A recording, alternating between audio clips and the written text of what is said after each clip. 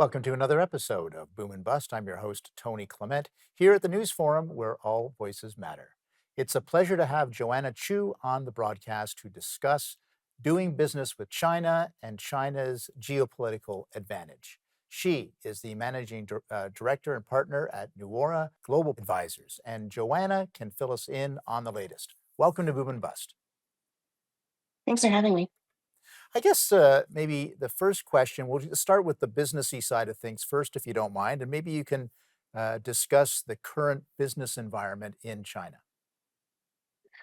Well, China is open to international business, but just very recently, in its last 15th 5 year plan, every 5 years, top leaders recalibrate and send very clear signals to all businesses and companies in China on how it wants companies to operate and to focus.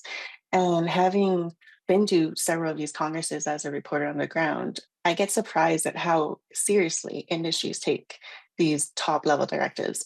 And the change now with the latest 5 year plan is the signal is that China is not collapsing. It is slowing down. It's aware that its economy is slowing down, but now it's about restructuring around top national priorities. And a lot of those center on high tech and energy sovereignty. So here in Canada, we talk about, energy self-sufficiency. In China, they have been talking about being self-sufficient for a long time as well and making plans, anticipating that the tariff war with the US and potentially other countries is here to stay. They're planning for the Mhm. long term. They have very large energy reserves and they've been building connections and relationships, especially with the global south, as well as middle power Western countries where there are continuing to be openings to, improve diplomatic and business relationships.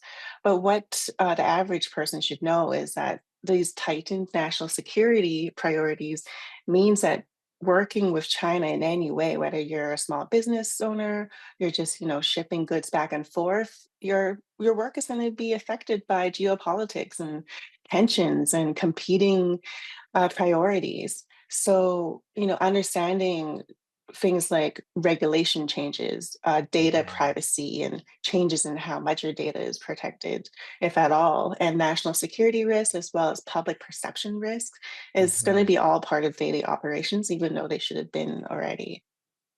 Yeah, no, there's a lot going on there. I'm glad you mentioned the latest 5-year plan as well, and basically as well the chaotic rather geopolitical environment. So I'd love to get a little bit more on how China is adapting to that Mhm. geopolitical environment. We've heard a lot about overcapacity in the Chinese economy, but give us your take on how they are adapting to the latest geopolitics.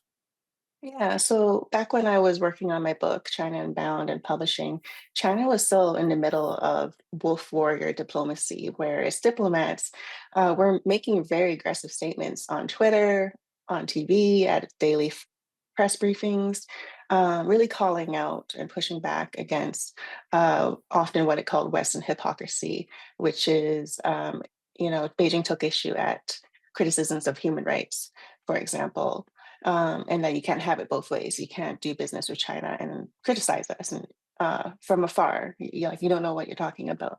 But what has changed in recent years is that the wolf warrior diplomacy has really cooled down. Xi Jinping actually said it's enough of being wolf warriors.